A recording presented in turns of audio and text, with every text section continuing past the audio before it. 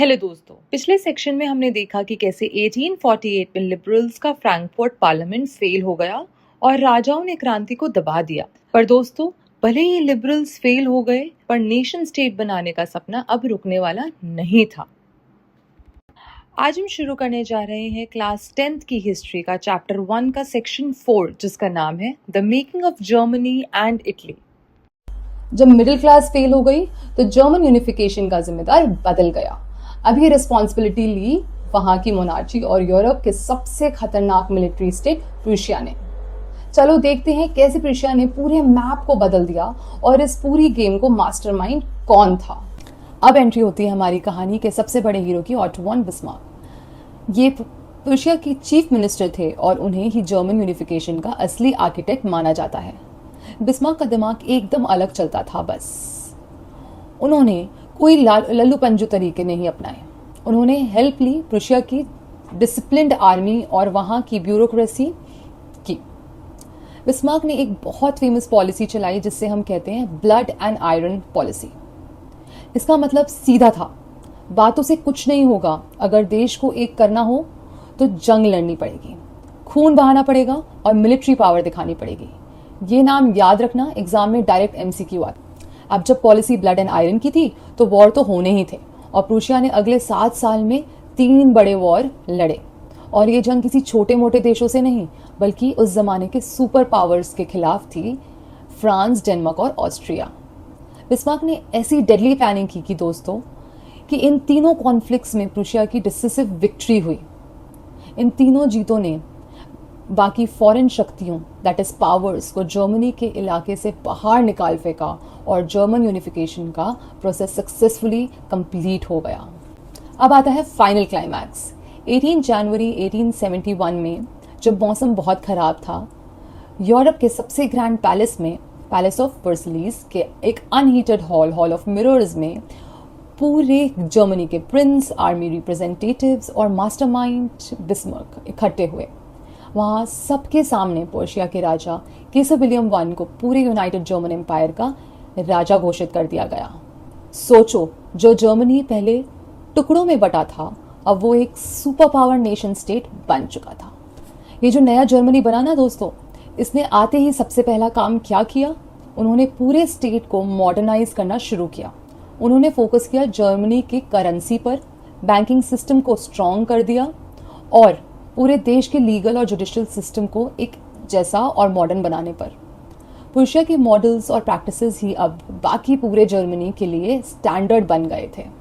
Germany की तरह Italy का भी एक पॉलिटिकल फ्रेगमेंटेशन का एक लंबा दौर रहा है। 19वीं सेंचुरी के मिड तक वो 7 अलग अलग स्टेट्स में बटा हुआ था और ट्विस्ट ये था कि इन 7 स्टेट में से सिर्फ एक ही ऐसा स्टेट था, सर्दिनिया पिडमोंट, जहां का राजा एक असली इटालियन फैमिली से था।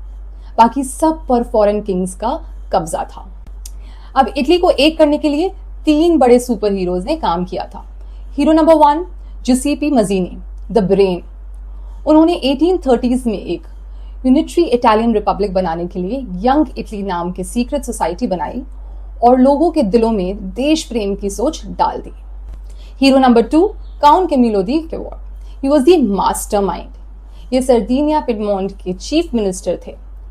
ये ना तो कोई रेवोल्यूशनरी थे, ना ही डेमोक्रेसी के फैन, पर इनका दिमाग बहुत तेज था।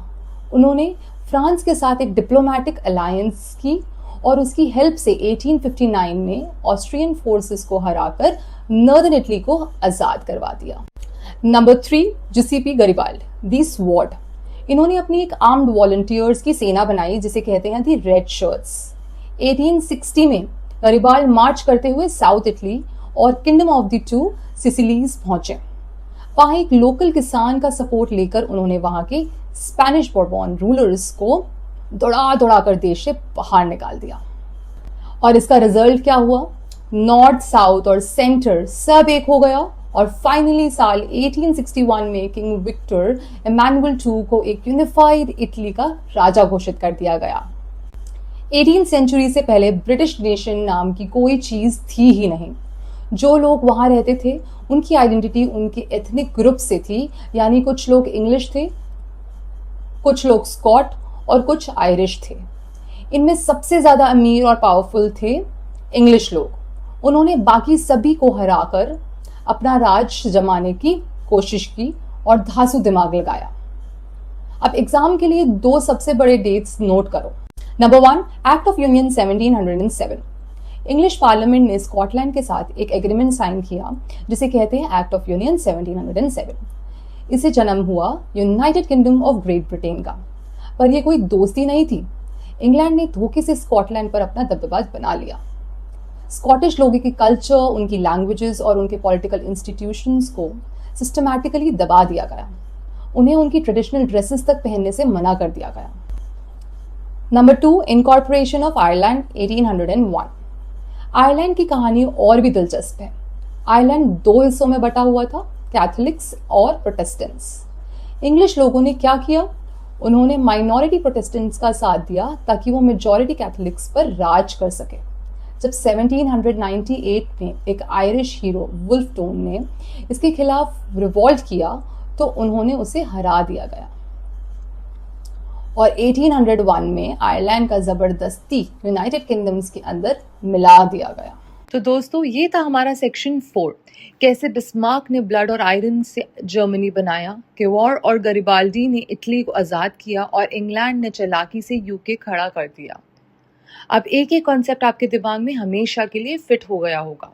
अगर ये वीडियो आपको इन्फॉर्मेटिव और मज़ेदार लगी हो तो जल्दी से वो लाइक और शेयर का बटन दबा दो और चैनल को सब्सक्राइब करना बिल्कुल मत भूलना। तब तक के लिए keep studying, keep rocking, bye bye.